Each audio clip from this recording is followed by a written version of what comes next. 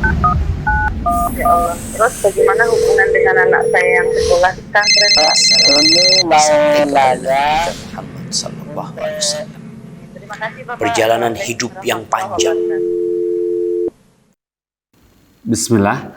Assalamualaikum warahmatullahi wabarakatuh. Alhamdulillah dan katsiran thayyiban mubarakan fi kama yuhibbu rabbuna wa yarda. Pemirsa Fatwa TV, alhamdulillah bisa berjumpa lagi nih kita. Allah temukan kita bersama di program live interaktif konsultasi Islam di pagi hari ini, hari Kamis ya.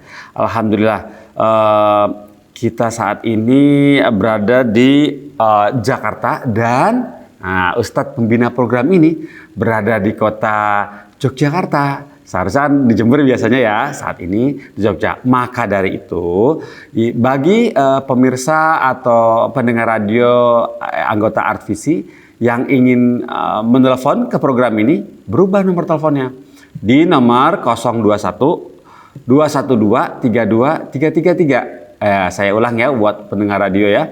021 212 32 333. Nah, seperti itu. Jadi bagi pemirsa gadget tentunya sudah bisa disaksikan di sini di depan saya ada nomor teleponnya. Nah, seperti itu ya. Baiklah, untuk mempersingkat waktu kita langsung sapa Ustadznya saja. Assalamualaikum warahmatullahi wabarakatuh, Ustazuna. Waalaikumsalam warahmatullahi wabarakatuh. Masyaallah. Gimana kabar antum? Alhamdulillah, Ustaz. Antum gimana, Ustaz? Sehat? Alhamdulillah. Saya belum lama dari Jember bilang, oh Ustadz Mustafa berangkat, udah sampai aja. Numpang apa, Ustaz? Kereta apa kendaraan sendiri, nyetir sendiri atau gimana? Biasa nyetir sendiri. Wah, alhamdulillah, semoga Allah beri kelancaran. Ya lancar, macet nggak Ustaz dari Jember? Lancar? Alhamdulillah. Alhamdulillah lancar. Ya. Ya. Berapa jam saat kalau boleh tahu? 7 jam. Sedang itu. punggung 7 jam, Masya Allah, barakallahu fik. Alhamdulillah, ya Allah, ya pemirsa, ya, alhamdulillah Ustadz Musyafa sudah sampai dengan selamat dan sehat di kota Yogyakarta di rumah orang tuanya dan insya Allah dan tetap bisa melayani tuh, Masya Allah, masih melayani pemirsa dalam hal menjawab pertanyaan-pertanyaan. Ustadz, bolehkah kita mulai dari pertanyaan pertama, Ustadz? Fadhal, silakan. Baiklah, ini pertanyaan pertama dari Rusli, Ustadz. Rusli di Cirebon, Jawa Barat. Bismillah, Assalamualaikum warahmatullahi wabarakatuh, Ustadz Musyafa. Saya mau tanya, saya pernah dengar dari seorang Ustadz bahwa seseorang itu berdosa jika sudah menawar barang kemudian saling sepakat, tetapi tidak jadi membelinya. Nah, apakah yang demikian ini dibenarkan? Barakallahu fikum, mohon nasihatnya. Baik. Bismillahirrahmanirrahim. Alhamdulillah wassalatu wassalamu ala Rasulillah wa ala alihi wa sahbihi wa mawalah, amma ba'd.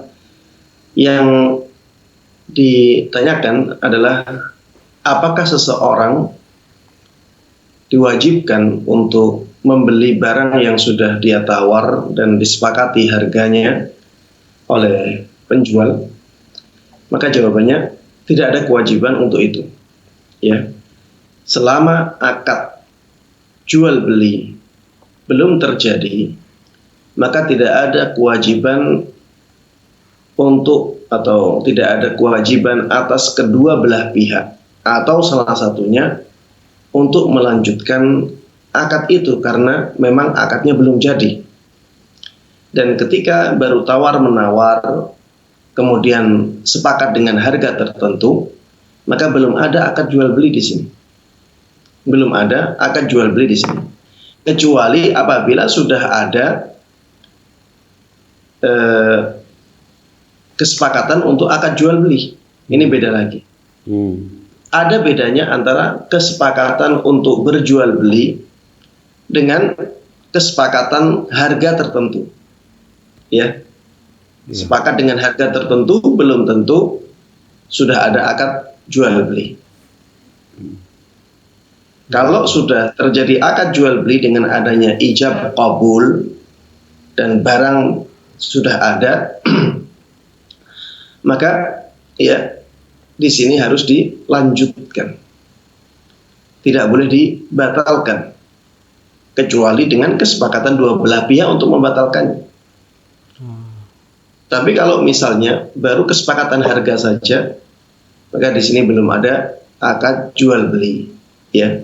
Di sini belum ada akad jual beli, sehingga tidak masalah apabila salah satu pihak tidak jadi melakukan akad jual beli atau keduanya membatalkannya. Wallahu a'lam. Top seperti itu ya Ustaz. Tapi kalau boleh tahu sedikit diperinci Ustaz, akad itu harus tertulis atau bisa by lisan aja Ustaz? Bisa by lisan, bahkan bisa by pesan. Oh, gitu. Iya. Kalau lisan apa yang diucapkan Ustaz? Iya, misalnya saya beli ya, kemudian dia yang lain mengatakan iya, kita setuju untuk jual beli. Oh iya. Dan itu udah wajib dibayar ya? Dengan akad, dengan ijab qabul seperti ijab itu, ya misalnya seorang pembeli mengatakan saya beli ya, kemudian qabul itu penerimaan. Misalnya, iya silahkan dibeli. Dengan adanya ijab qabul seperti itu, akad sudah jadi.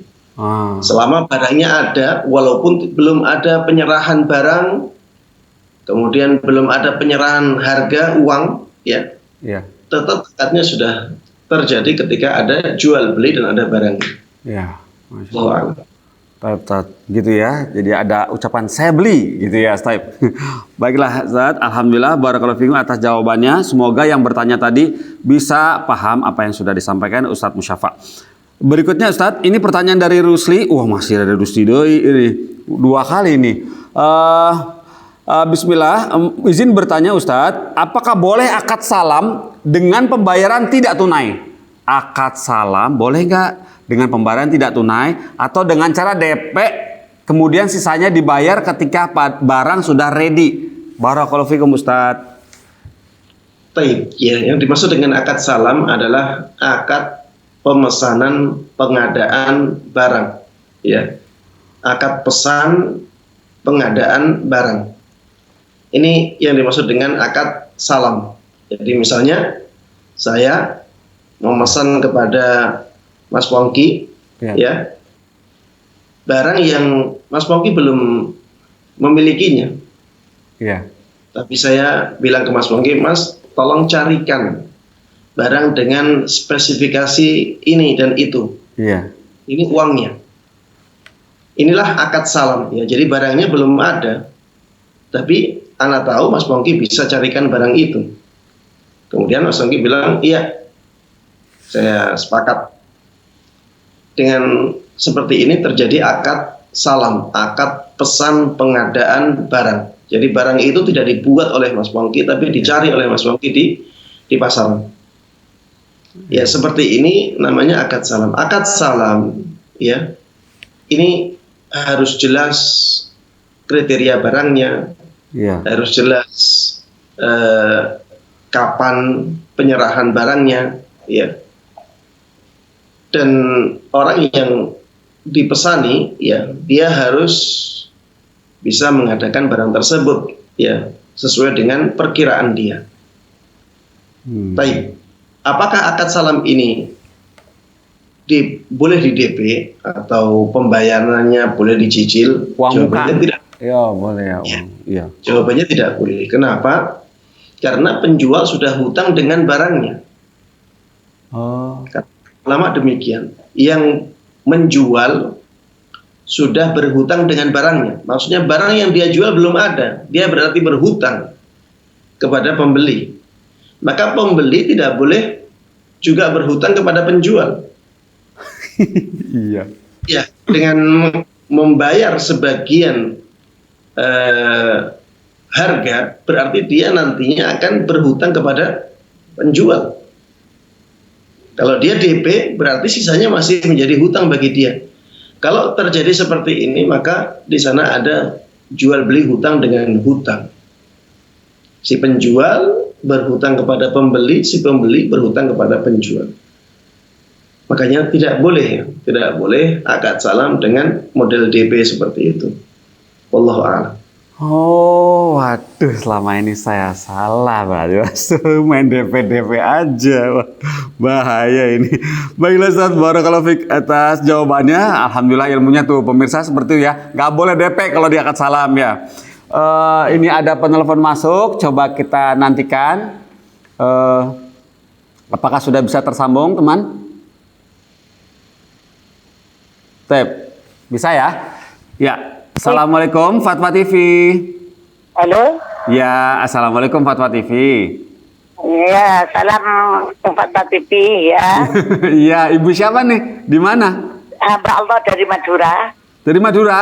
Masya Ya. Allah. Iya, Ibu. Ini tanya ke Pak Ustadz, masalah keluarga Pak Ustadz, maaf.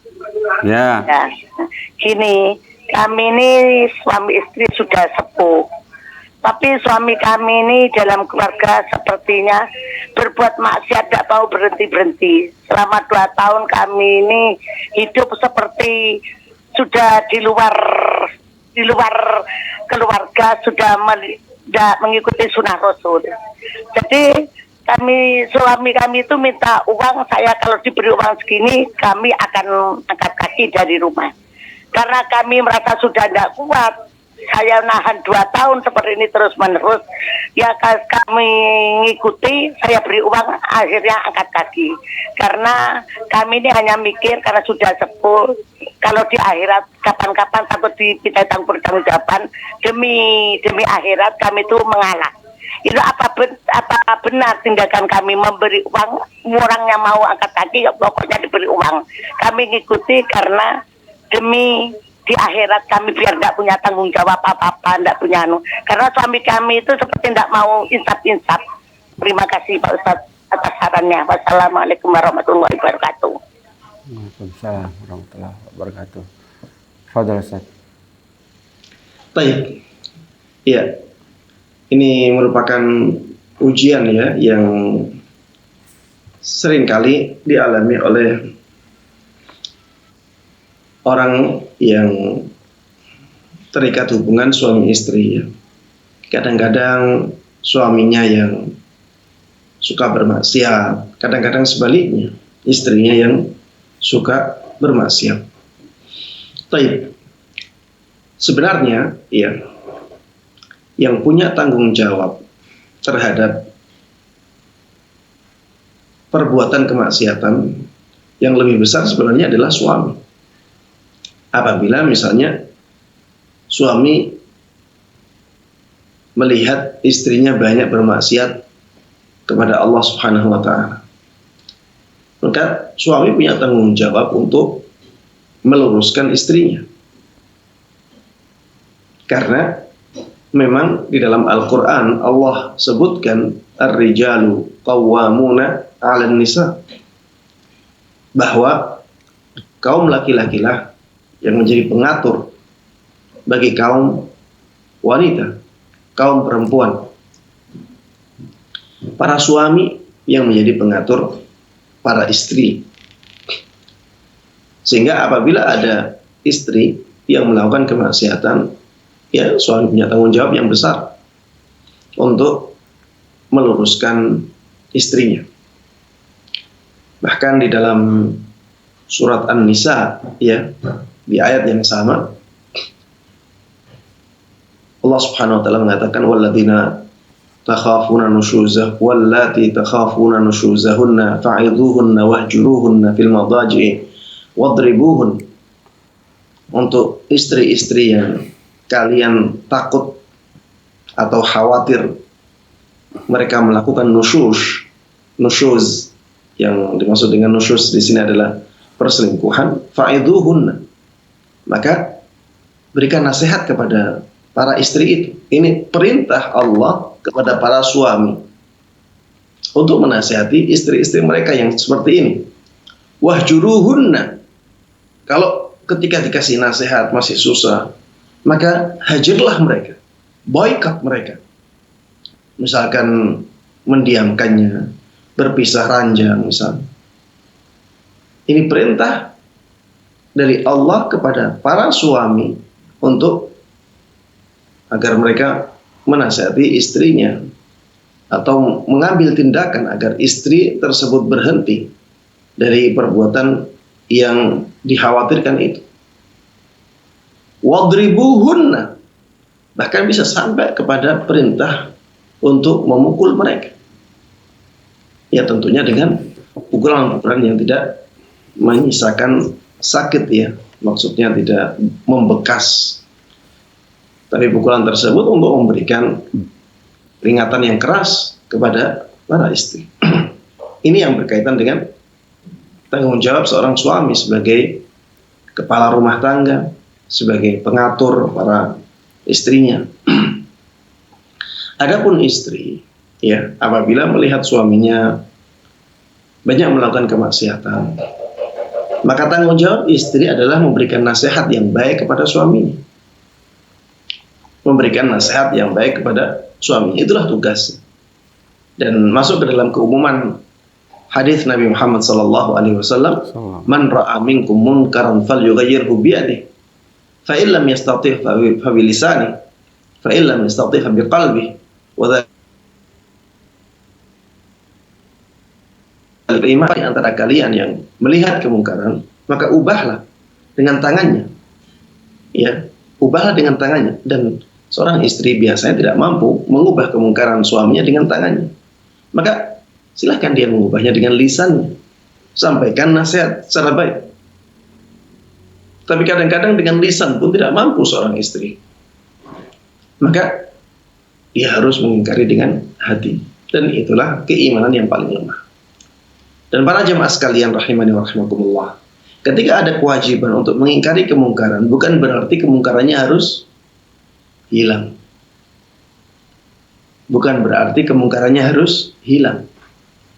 Sehingga apabila seorang istri sudah menunaikan kewajibannya untuk menasehati suaminya, tapi qadarullah wa masya'a fa'al, suami seakan-akan tidak mendengar apapun dari istrinya dan dia tetap melakukan kemaksiatan terus-menerus, bukan berarti istrinya berdosa di situ. Selama dia sudah memberikan nasihat atau selama dia sudah melakukan kewajiban. Makanya tindakan seorang istri yang menginginkan suaminya pindah dari rumah atau keluar dari rumahnya karena kemaksiatan kepada Allah Subhanahu wa taala, sebenarnya ini kurang tepat, ya. Sebenarnya kurang tepat. Kalau misalnya ya perbuatan kemaksiatan suaminya ini sudah terlalu parah, ya. Sudah terlalu parah, tidak bisa ditoleransi. Ya, dan itu dosa besar misalnya perzinaan, ya, atau minum-minuman khamar, dan seorang istri tidak mampu untuk bertahan dengan suami yang demikian, ya, maka dia punya udzur syar'i untuk mengajukan khulu', ya, dia punya udzur syar'i untuk mengajukan khulu'. Khulu' yaitu gugatan cerai dengan syarat pemberian uang. Dan ini dibolehkan oleh syariat, ya. Tapi ya tadi ya, jangan diusir dulu.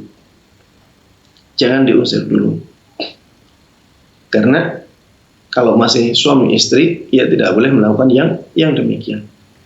Tapi lakukan gugatan cerai, biar diproses oleh pengadilan, ya. Setelah cerai, ya silahkan berpisah.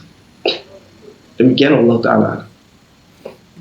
Seperti itu ya. Barakallahu fikum Ustadz atas jawabannya. Semoga ibu yang bertanya dari Madura ya tadi ya. Itulah nasihat dari Ustadz Musyafa ya. Ya, semoga Allah ringankan beban hidup ibu ya. Baiklah, ini sudah ada penelpon lagi. Coba kita nantikan sesaat. Sudah bisa tersambung, Ton? Ya. Assalamualaikum Fatwa TV. Waalaikumsalam. Ya, dari ibu siapa di mana? Dengan Umi Ami di Sumatera Barat. Umu Ami di Sumatera Barat ya. Ya. Silakan Ibu. Gini Ustadz, saya pernah mendengar Ustadz itu mengatakan ya, kalau misalnya kita sudah bertaubat dengan perbuatan kita yang sudah lalu, supaya jangan disebut-sebut lagi kesalahan yang sudah lalu, artinya ditutupi, karena Allah juga akan menutupi aib kita gitu. Saya nggak tahu apakah itu hadis atau nasihat dari Ustadz gitu. Terus kaitannya dengan orang yang berzina dan melahirkan anak di luar nikah gitu Ustadz. Kalau anak di luar nikah itu kan katanya dinisbatkan kepada ibunya. Nah nanti orang karena dinisbatkan kepada ibunya, jadinya orang yang nggak tahu pun jadi perzinahan gitu. Kalau dia nikah pun di ibunya gitu. Orang yang nggak tahu pun jadi tahu. Apakah ini tidak bertentangan Ustadz? Anaknya yang punya dosa pun akhirnya menanggung malu, menanggung aib dari perbuatan orang tuanya, sehingga mungkin image-nya di masyarakat jadi buruk gitu Ustadz. Mohon pencerahannya Ustadz. Assalamualaikum warahmatullahi wabarakatuh. Waalaikumsalam warahmatullahi wabarakatuh, Ibu Ami. Fadhil Ustaz. Iya, memang ya tidak ada hadis yang menunjukkan bahwa ketika seseorang sudah bertaubat dari dosanya, dia tidak boleh untuk membuka aib-aibnya. Tidak ada hadis yang terus terang seperti ini, ya, menjelaskan dengan tegas seperti itu. Yang ada adalah apabila seseorang melakukan sesuatu dengan misalnya antara suami istri, melakukan hubungan intim di malam harinya, dan ini bukan perbuatan dosa, tidak boleh di pagi harinya dia menyebarkan apa yang dia lakukan di malam hari tersebut. Tidak boleh dia menyebarkan seperti itu. Karena Allah Subhanahu wa Ta'ala sudah menutup tabir itu, jangan dibuka. Itu sesuatu yang sangat tidak pantas untuk diceritakan kepada orang lain. Ya, dari sinilah ada kesimpulan bahwa apabila seseorang melakukan sesuatu yang tidak pantas dan Allah tutupi dengan tabirnya, Allah tidak tampakkan itu kepada orang lain, maka jangan disebar-sebarkan aib itu. Jangan disebar-sebarkan aib itu. Hubungan intim antara suami istri itu sesuatu yang bukan perbuatan dosa, bahkan bisa jadi itu ibadah. Tapi ini sangat tidak pantas untuk disebarkan di tengah-tengah masyarakat. Ya, coba bayangkan kalau ada suami istri melakukan hubungan intim kemudian disebarkan kepada masyarakat, yang menyebarkan orang yang melakukannya. Itu sesuatu yang sangat tidak pantas sekali. Walaupun pada asalnya ini sesuatu yang bukan dosa, ya. Hubungan suami istri itu bukan dosa. Tapi karena tidak pantas, maka jangan dia sebarkan kepada orang. Kalau sesuatu yang bukan dosa, tapi disebarkannya tidak pantas saja, tidak boleh kita sebarkan. Apalagi sesuatu yang dosa, yang memang dari awal itu sesuatu dosa. Maka tentunya ini lebih tidak boleh lagi untuk disebarkan kepada masyarakat. Adapun ya menisbatkan anak hasil zina kepada ibu, maka ini pendapat mayoritas ulama. Ya, ini pendapat mayoritas ulama. Dan konsekuensi apabila anak dinisbatkan kepada ibunya karena perzinaan, akhirnya orang-orang tahu bahwa itu anak zina, ini sebuah konsekuensi, ya, bukan tindakan menyebarkan aib kepada orang lain. Bukan tindakan menyebarkan aib kepada orang lain. Ini konsekuensi. Dia tidak mengatakan saya anak hasil zina, tidak. Tapi dia mengatakan nama saya si fulan binti si fulan anaknya si fulanah. Fulan anaknya fulanah. Kenapa dinisbatkan kepada ibu, tidak kepada ayah? Dia tidak mengatakan saya anak hasil zina. Dia tidak mengatakan demikian. Kemudian yang mengatakan itu juga bukan pelakunya, tapi anaknya. Tapi bisa juga pelakunya. Ketika ditanya, ini siapa? Itu si Fulan bin Fulana. Bisa jadi seperti itu. Tapi itu tadi ya, jawabannya itu sebuah konsekuensi. Bukan mengatakan suatu perbuatan yang tercela dengan tegas. Ya. Kemudian para jemaah sekalian rahimani wa rahimakumullah, ada juga sebagian ulama salaf yang membolehkan menisbatkan anak hasil zina kepada bapak biologisnya selama ibunya tersebut ketika berzina tidak bersuami dan ayahnya mengakui itu sebagai anaknya. Ya, ini sebagian ulama ya mengatakan demikian, dibolehkan untuk menisbatkan anak hasil zina kepada ayahnya dengan syarat tadi. Syarat yang pertama, ibunya ketika berzina tidak bersuami. Kemudian syarat yang kedua, ayah biologisnya mengakuinya sebagai anaknya. Ini dua syarat yang disebutkan oleh mereka. Dan pendapat ini dipilih oleh sebagian ulama salaf dan dikuatkan oleh Syekhul Islam Ibnu Taimiyah, dipilih juga oleh Imam Ibnu Qayyim, dan ini juga yang dipilih oleh Syekh Muhammad Ibn Shalih Al-Utsaimin rahimahumullah jami'an. Ya, ada ulama-ulama yang memilih pendapat ini. Namun kalau kita memilih pendapat mayoritas ulama, maka jawabannya tadi bahwa di sini tidak ada penjelasan yang tegas bahwa dia melakukan perbuatan zina, tapi ini sebuah konsekuensi. Saya misalkan ya, sebuah konsekuensi ini bisa jadi pada hal tertentu dibolehkan. Karena dia adalah merupakan akibat dari sesuatu yang dibolehkan. Ketika akibatnya tidak baik, maka tetap saja yang dibolehkan ini boleh. Saya misalkan, kalau misalnya ada orang berdakwah kepada Allah Subhanahu wa Ta'ala, ada seseorang berdakwah kepada Allah, kemudian akhirnya dia dijelek-jelekan oleh masyarakat.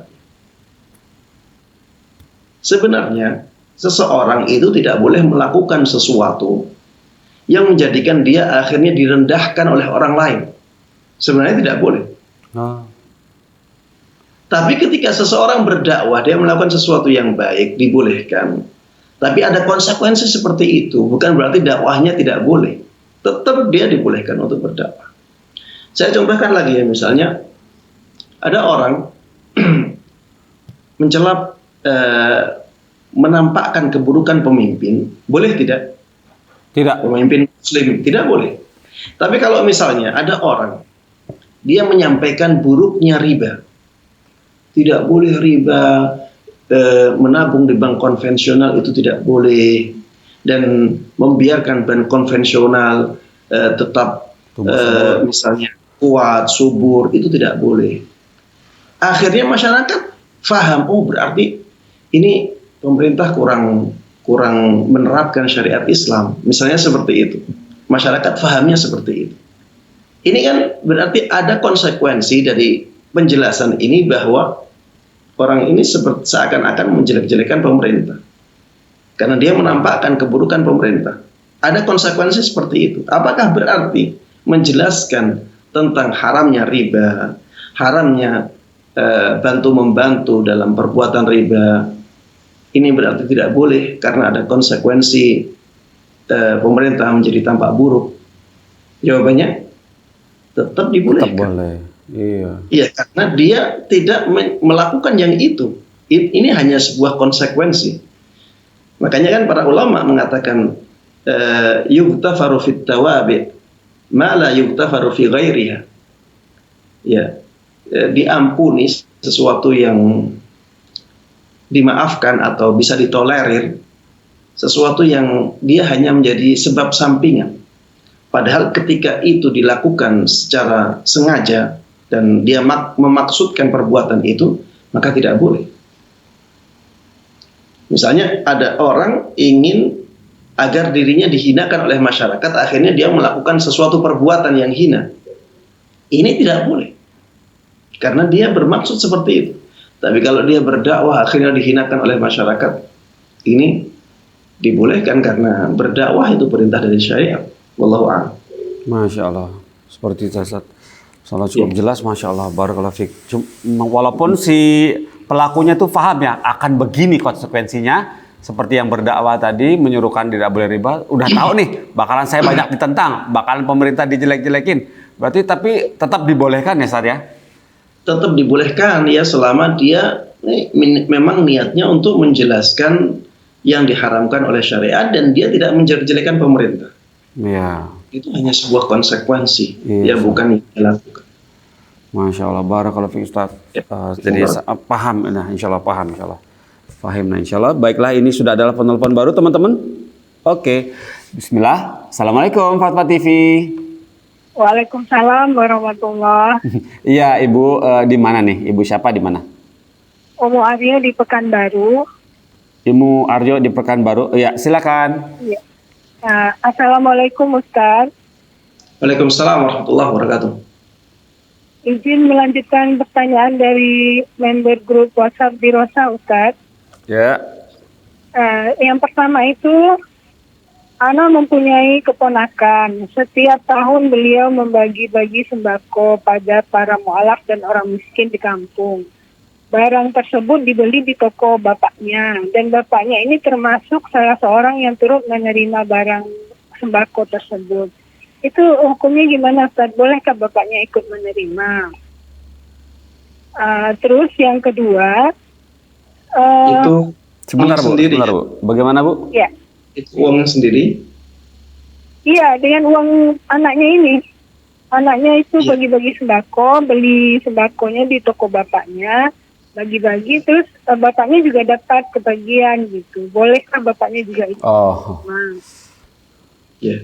Terus yang kedua, adakah dalilnya membadalkan umroh orang tua yang sudah meninggal? Yang Membacakan kan itu membadalkan. ya membadalkan betul. umroh orang tua yang Umroh. meninggal. Itu saja Ibu, 2 pertanyaan. Iya, itu aja. Baiklah Ibu, terima kasih. Barakallahu fiik. Khairan. Ya Umu Aryo. Iya. Assalamualaikum. Waalaikumsalam warahmatullahi wabarakatuh. Fadhal Ustaz.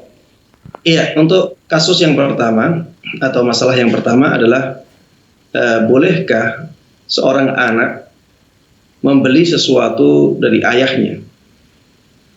Kemudian setelah itu anak itu memberikan sesuatu itu kepada ayahnya sebagai sebuah hibah atau hadiah. Maka jawabannya dibolehkan. Ya, dibolehkan yang seperti ini karena itu hartanya sendiri, ya. Dia boleh berikan kepada siapapun. Bahkan kalau dia berikan kepada ayahnya dan itu bisa menjadikan ayah tersebut semakin cinta kepada anaknya sehingga tali kekerabatan menjadi semakin kuat antara ayah dengan anak, maka ini masuk dalam keumuman dalil-dalil yang menjelaskan tentang keutamaan menjalin tali silaturahim. Seperti misalnya hadis Nabi Muhammad SAW, "Man sarrahu an yubsata lahu fi rizqihi wa ayyun sa'alahu fi atharihi falyasil rahimah." Barang siapa yang senang diluaskan rezekinya, senang dipanjangkan umurnya, silahkan dia melakukan silaturahim. Ketika seorang anak memberikan hadiah kepada ayahnya atau memberikan sesuatu kepada ayahnya sebagai bentuk hibah, maka ini masuk dalam keumuman hadis yang seperti ini. Karena dengan adanya pemberian itu, dengan adanya hadiah itu, maka tali kekerabatan menjadi semakin erat. Ya. Ini yang pertama, wallahu ta'ala alam.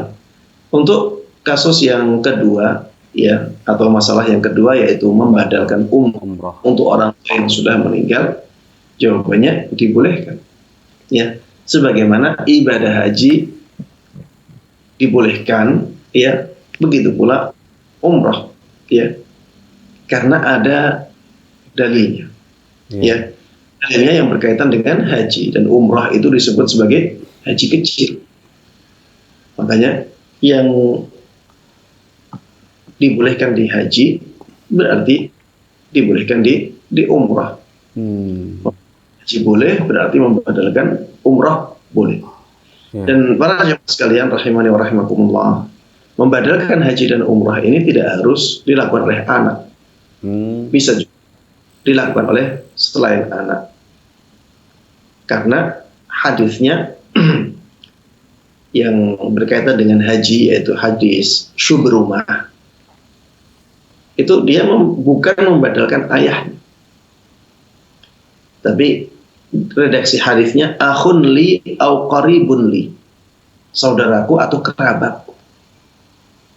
Sehingga bolehnya hal ini menjadi umum ya. Boleh anaknya, boleh saudaranya, boleh kerabatnya, boleh orang lain ya yang membadalkannya. Tapi ya syarat-syaratnya sama. Kalau dia membadalkan umrah, maka yang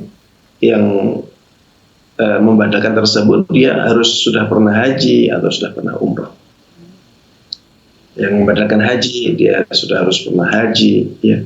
Wallahu a'lam. Seperti itu ya Ustaz ya, boleh jawabannya badal umrah. Tidak harus keluarga sendiri atau tidak harus anak sendiri. Baiklah, ini sudah ada penelpon baru, coba kita sapa. Assalamualaikum Fatwa TV. Waalaikumsalam warahmatullahi wabarakatuh. Iya, Abu Ahmad di Sumatera ya? Iya. Baiklah, ada yang ditanyakan, silakan. Oh iya, Ustaz mau nanyakan begini Ustaz. Assalamualaikum Ustaz. Waalaikumsalam warahmatullahi wabarakatuh. Nabi Muhammad SAW dalam kesehariannya, dalam mendidik umatnya itu biasanya dalam halakoh-halakoh seperti itu Ustaz. Jadi beliau tidak membedakan antara miskin dan kaya seperti itu kan. Nah, yang saya mau tanyakan, apakah ada penghalangnya dalam dakwah kita itu menggerakkan sistem halakoh yang bersanad seperti yang dilakukan Rasulullah SAW? Karena saya lihat dan saya dengar sistem pendidikan yang diadakan dengan sistem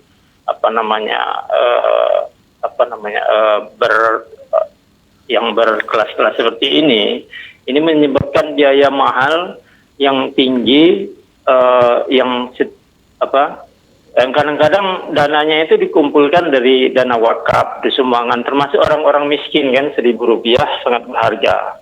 Tetapi yang kendala yang terjadi di sini adalah ketika orang juga miskin, istilahnya orang kurang mampu juga ikut ini, ketika mereka mau masuk di sekolah-sekolah itu, ternyata mereka menerapkan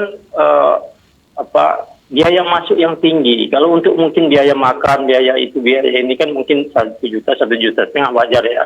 Tapi untuk masuk itu di atas puluhan juta. Itu kan secara tidak langsung tersingkir orang-orang miskin. Padahal dakwah ini kan dari zaman Nabi tidak pernah membedakan seperti ini. Kalau untuk apa yang dimakan, apa yang dia harus bayarkan ke gurunya, oke lah seperti itu kan. Dan hal ini juga saya lihat keluaran daripada yang sistem seperti ini. Saya lihat banyakkan yang motif bisnis ini Ustaz.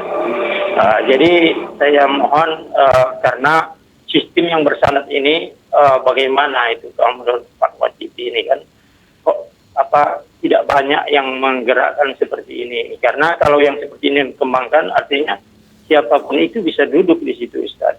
Seperti itu. Dan ini bukan kewajiban masyarakat untuk mengadakan ini Ustaz. Ya afwan Ustaz ini karena saya kasihan sama masyarakat miskin dan tidak mampu, utamanya dalam keadaan sekarang ini seperti itu. Demikian Ustaz, mohon ininya kalau memang istilahnya ini sistem yang bersanad seperti ini, pendidikan bersanad ini kenapa tidak dikembangkan seperti itu? Terus Ustaz. Maaf. Ya baiklah. Ya, Assalamualaikum warahmatullahi wabarakatuh. Waalaikumsalam Abu Ahmad. Assalamualaikum. Iya. Pertanyaan yang sangat bagus dan inilah memang yang banyak terjadi di lapangan ya. Jadi kita dilema menghadapi kenyataan yang ada di lapangan.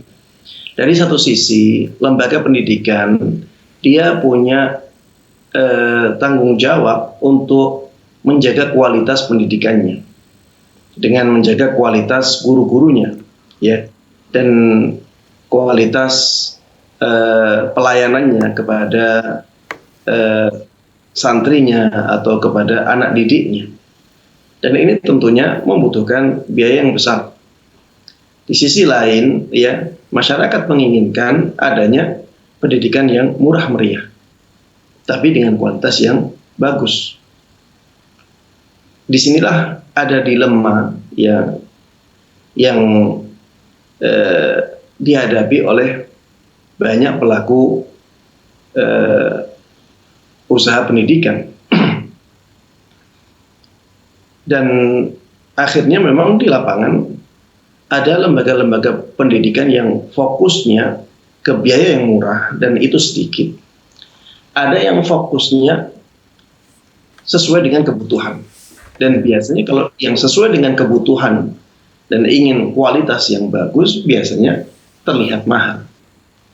Padahal belum tentu yang terlihat mahal itu sebenarnya mahal, belum tentu. Ya. Karena memang mahalnya tersebut sesuai dengan kualitasnya. Beda kalau sudah mahal, kualitasnya buruk. Inilah yang mahal. Tapi kalau misalnya ya dia mahal, kualitasnya bagus, maka mahalnya masih sesuai dengan kualitasnya. Sama seperti barangnya. Barang ada yang kualitasnya bagus, harganya mahal. Itu sebenarnya bukan mahal, tapi memang sesuai dengan kualitas, memang sesuai dengan harga. Tapi kalau misalnya ada barang mahal, tapi ternyata kualitasnya barang tersebut tidak baik, itulah yang mahal. Ada yang murah, tapi kualitasnya buruk, itu sebenarnya bukan murah, tapi memang sesuai dengan harga. Kalau ada barang yang bagus, harganya murah, itu baru murah. Dan lembaga-lembaga pendidikan banyak dilihat oleh masyarakat, ya terutama yang mereka ingin kualitas yang bagus, ya banyak dilihat oleh masyarakat sebagai lembaga pendidikan yang mahal. Padahal sebenarnya tidak demikian. Kemudian lembaga pendidikan banyak yang misalnya mengharuskan adanya uang pangkal yang tinggi. Sebenarnya ya para jemaah sekalian, itu sebenarnya bukan untuk bisnis, ya. Ini kebanyakan seperti itu. Sebenarnya bukan untuk bisnis, tapi mereka ingin mengembangkan lembaga pendidikan itu menjadi semakin besar, sehingga mereka bisa membesarkan tampungan di lembaga pendidikannya. Sebenarnya yang mereka inginkan juga maslahat besar, ya, agar semakin banyak bisa menampung murid-murid atau anak didik. Karena memang ya mereka berdiri sendiri, tidak banyak sokongan dari pemerintah, ya. Mereka membangun dengan biaya sendiri. Ya ada bantuan dari pemerintah, tapi itu belum mencukupi mereka untuk mengembangkan dengan lebih cepat. Sehingga mereka ada keinginan untuk mengambil uang pangkal tersebut untuk mengembangkan dirinya. Dan perlu juga diperhatikan, ya, atau perlu dipahami juga, ya, bahwa ketika sebuah lembaga pendidikan itu semakin maju, kita sebagai kaum muslimin harusnya semakin senang. Alhamdulillah, lembaga semakin maju, sehingga pelayanan mereka kepada masyarakat bisa semakin kuat. Adapun para jemaah sekalian, masyarakat ini yang miskin-miskin bagaimana, Ustaz? Ya, maka memang kita harus punya usaha untuk mencari lembaga pendidikan yang murah. Dan itu alhamdulillah masih ada. Saya masih mengenal ada teman yang membuka sekolah gratis. Ya, membuka sekolah gratis. Ada teman, ya tidak 1-2 orang. Gratis, benar-benar gratis. Tapi ya itu yang menjadi kendala ketika sebuah lembaga pendidikan itu gratis. Yang menjadi kendala adalah lembaga tersebut akan susah untuk berkembang. Ya. Lembaga tersebut akan susah untuk berkembang. Dan akhirnya dia akan membatasi sekali jumlah siswanya. Karena semakin banyak siswa akan semakin besar uang yang keluar. Ya. Begitu pula dengan lembaga-lembaga yang murah. Saya punya kenalan-kenalan juga, ya, yang lembaga pendidikannya murah. Yang kasihan siapa? Yang kasihan ustadz-ustadznya. Ya, yang kasihan ustadz-ustadznya. Akhirnya ustadznya tidak pantas, tidak layak kehidupan. Dan itu akan menjadikan mutu pendidikannya juga semakin berkurang, karena ustadznya harus bekerja di tempat lain juga, harus mencari penghidupan untuk keluarganya, di samping dia harus mengajar. Itu akhirnya apa? Kualitasnya juga akan semakin kurang. Memang ya inilah dilema yang terjadi saat ini, dan memang pengembangan halaqah itu sangat bagus ya. Dan alhamdulillah sekarang pun ada teman-teman yang punya pikiran seperti itu ya. Punya pikiran untuk membuka halaqah biar nanti yang datang tidak melihat umur, tidak melihat usia, tidak melihat kemampuan. Silahkan yang datang semuanya. Ya, ini ada baiknya. Baiknya dari sisi membantu masyarakat untuk yang tidak mampu tersebut untuk belajar. Tapi ada juga sisi tidak baiknya. Ada juga sisi tidak baiknya, sisi kurangnya. Sisi kurangnya dari sisi tidak ada pembedaan. Mana yang punya kemampuan tinggi, mana yang punya kemampuan rendah. Kemudian nanti pada hal-hal yang khusus untuk dewasa, misalnya tentang pernikahan, tentang talak, tentang hubungan intim, ini ketika yang datang anak-anak menjadi kurang pas untuk memberikan penjelasan tentang itu kepada anak-anak yang ada, ya. Dari sisi itunya ya, kurangnya dari sisi itunya. Kemudian jumlah yang sangat banyak, ini juga akan menjadikan ada yang kurang diperhatikan karena jumlahnya banyak sekali. Ada sisi kurangnya di sini. Ya, memang semuanya baik, tidak ada sistem halaqah baik, ya. Sistem kelas per kelas ini juga baik. Jadi silahkan kita saling mengisi. Yang menurut saya, ya, yang lebih pas seperti itu, yang menginginkan agar sistem halaqah ini dibesarkan, disosialisasikan, dikembangkan, silahkan mengisi kekosongan itu. Bagi yang ingin lembaga pendidikan murah memberikan pelayanan kepada masyarakat dengan kemampuan ekonominya, ya, kekuatan ekonominya, silahkan, itu sesuatu yang sangat bagus. Bagi yang tidak bisa bergerak untuk melayani masyarakat kecuali dengan membuat lembaga pendidikan yang terlihat mahal tapi itu sesuai dengan kualitas, maka ya lakukan yang seperti itu. Silahkan saling mengisi sehingga semua lini masyarakat bisa terakomodir keinginannya. Karena para jamaah sekalian, ada juga orang-orang yang memang anaknya tidak mampu atau tidak bisa berada di lembaga pendidikan yang pelayanannya menurut mereka kurang bagus, ya, sarana prasarananya kurang bagus. Ini ada yang tidak bisa anaknya karena sudah terbiasa di rumah dengan fasilitas yang ada. Kalau di pondoknya sangat sederhana karena murah, akhirnya tidak bisa. Dia mencari pondok-pondok yang memang terlihat mahal karena memang sarana dan prasarananya bagus di sana. Ada yang seperti itu. Maka ini harus saling mengisi. Intinya di sini ya, harus saling mengisi dan saling menguatkan, bukan saling menjatuhkan. Ya, Allah Ta'ala. Masya Allah Ustaz. Barakallahu fiik. Alhamdulillah. Seperti itu jawabannya, dan ini sudah ada penelpon lagi. Assalamualaikum Fatwa TV. Assalamualaikum Fatwa TV. Waalaikumsalam warahmatullahi wabarakatuh. Wah, saya kenal nih suaranya nih, Ibu Ida Palembang ya. Nah, iya Pak Ustaz. Silakan Ibu. Ya, Assalamualaikum Pak Ustaz. Waalaikumsalam warahmatullahi wabarakatuh. Ya begini pertanyaan saya Pak Ustaz. Saya ini mengapa ya Pak Ustaz selalu susah sekali Pak Ustaz mendidik anak-anak ini Pak Ustaz. Mengajaknya puasa, mengajaknya sholat Pak Ustaz. Ya katanya itu kan kalau kita mendidik anak itu kalau tidak bisa pakai mulut, pakai tangan. Kalau tidak pakai tangan harus diambil disabet apa bagaimana ya Pak Ustadz? Ya cuman itu Umur berapa ya anaknya? Ya, Umur berapa Bu anaknya? umur 10 tahun Pak Ustadz. Iya. Ya cuman itu pertanyaan saya Pak Ustadz, minta solusinya. Assalamualaikum Pak Ustadz. Iya, Waalaikumsalam warahmatullahi. Ya. Iya. Mendidik anak itu memang susah ya. Tapi bukan berarti tidak mungkin. Mendidik anak itu sulit. Tapi masih bisa kita usahakan. Dan seringkali orang-orang itu ketika mendidik anak itu modelnya otodidak. Ya, otodidak, tidak berdasarkan teori, tidak berdasarkan ilmu pengetahuan bagaimana mendidik anak. Jadi sesuai dengan pengalaman.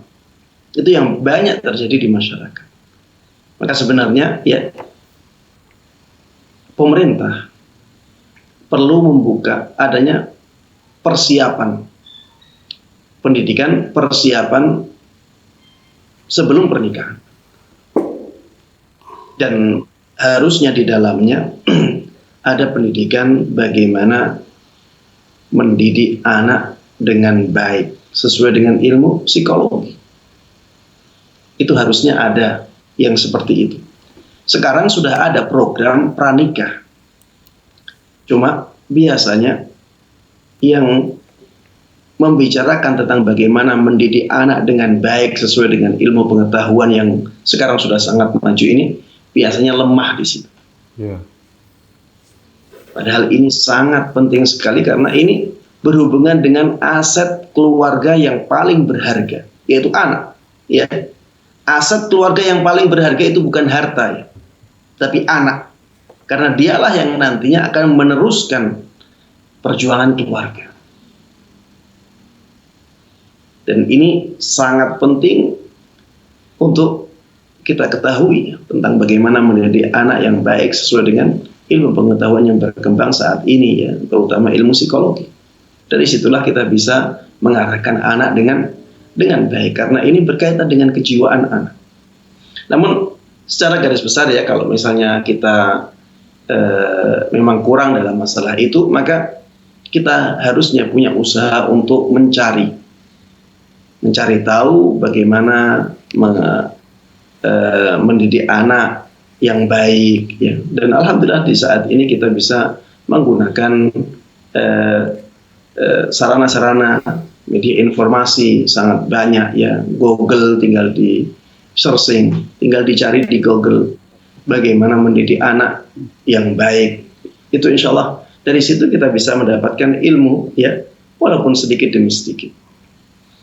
Dan kalau misalnya melihat anak ini kok susah dididik, ini ada banyak kemungkinan. Mungkin kitanya yang kurang memberikan contoh yang baik, ya. Kita kurang memberikan contoh yang baik kepada anak.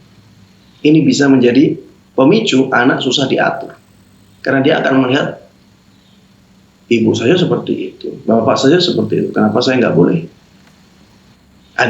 Ada sisi ini. Makanya keteladanan di dalam keluarga itu sangat penting sekali. Kepingin anaknya banyak membaca Al-Quran, paling tidak bapak ibunya juga memperlihatkan kepada anaknya bahwa dia banyak membaca Al-Quran. Sehingga ketika dia ngomong, "Nak, banyak membaca Al-Quran lah. Ayo kita belajar." Anaknya langsung paham, oh iya ya, ibu banyak membaca Al-Quran.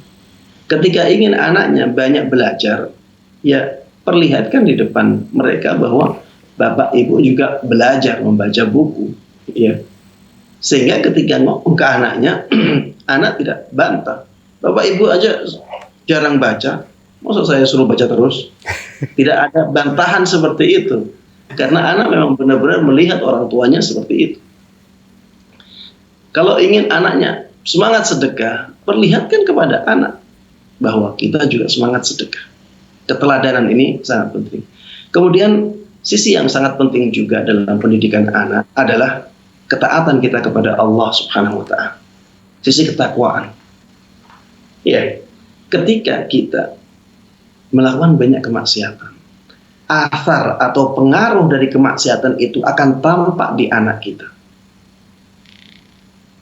Ada sebagian ulama salaf sampai mengatakan, demi Allah aku melihat pengaruh buruk kemaksiatanku itu pada hewan tungganganku dan anak istriku.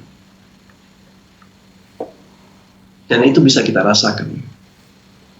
Silakan merasakannya. Pas kita sedang tinggi-tinggi imannya, kita sedang semangat untuk banyak beribadah kepada Allah Subhanahu wa taala. Biasanya kita akan lihat keluarga kita tenang, mudah diatur, mudah dinasihati. Ketika kita sedang futur, sedang jauh dari Allah Subhanahu wa taala, malas melakukan ibadah atau bahkan terjatuh ke dalam kemaksiatan, kita akan melihat keluarga kita juga akan semakin susah untuk diatur. Ya, makanya para jemaah sekalian, lihatlah sisi ketakwaan ini dan perhatikan dengan sebaik-baiknya. Banyaklah melakukan ketaatan kepada Allah Subhanahu wa taala yang dengannya kita akan mudah untuk mengasuh anak. Kemudian sisi yang ketiga yang juga sangat penting adalah sisi doa. Berdoalah kepada Allah agar anaknya bisa dididik dengan baik, dengan mudah. Ya, seringkali orang tua ya tidak atau melalaikan doa kepada anaknya. Padahal doa orang tua itu mustajab untuk anak. Sebagaimana disabdakan oleh Nabi kita Muhammad Sallallahu Alaihi Wasallam. Kemudian sisi yang keempat yang ingin Ana singgung di sini adalah sisi lingkungan. Kadang-kadang anak lingkungannya tidak kondusif untuk kita didik. Anak-anak itu biasanya terpengaruh dengan teman-temannya. Teman-temannya main terus, dia kepinginnya seperti itu. Maka lihat lingkungan anak kita dan kondisikan dengan sebaik mungkin. Pilih teman-teman yang baik untuk mereka agar anak kita juga menjadi baik seperti teman-temannya. Wallahu ta'ala. Masya Allah, barakallahu fikum Ustaz, atas nasihatnya untuk kita semua di sini, terutama tentang mendidik anak, mendidik keluarga. PR sepanjang hidup itu Ustaz ya. PR sepanjang hidup. Aduh, Masya Allah, barakallahu Ustaz atas waktunya hari ini dan ilmunya yang sudah diberikan kepada kita semua di sini, kepada saya, teman-teman di sini, juga pemirsa Fatwa TV dan pendengar radio. Ya Allah, alhamdulillah, semoga Allah mudahkan kita semua. Barakallahu Ustaz atas waktunya yang sudah diluangkan untuk kita di sini, dan insya Allah ini kami umumkan sedikit bahwa pemirsa Fatwa TV dan pendengar radio, insya Allah ini kita untuk 10 hari terakhir kita spray dulu atau bagaimana Ustaz? Siap, ya. Alhamdulillah. Setuju Ustaz. Ya, oleh studio Fatwa TV saya ikuti aja. Masya Allah. Baik, pemirsa Fatwa TV, ini live interaktif konsultasi Islam insya Allah akan dilanjutkan kembali setelah Idul Fitri ya, karena 10 terakhir kita harus genjot nih katanya gitu ya. Baiklah, acara ini sudah tuntas, insya Allah kita dipertemukan lagi setelah Idul Fitri ya. Begitu saya tutup acara ini dengan kafaratul majelis. Bismillahirrahmanirrahim. Asyhadu an la ilaha illa anta astaghfiruka wa atubu ilaika. Wassalamualaikum warahmatullahi wabarakatuh. Waalaikumsalam. Ya Allah. Terus bagaimana hubungan dengan anak saya yang sekolah di pesantren? Muhammad sallallahu alaihi wasallam. Terima kasih Bapak. Perjalanan hidup yang panjang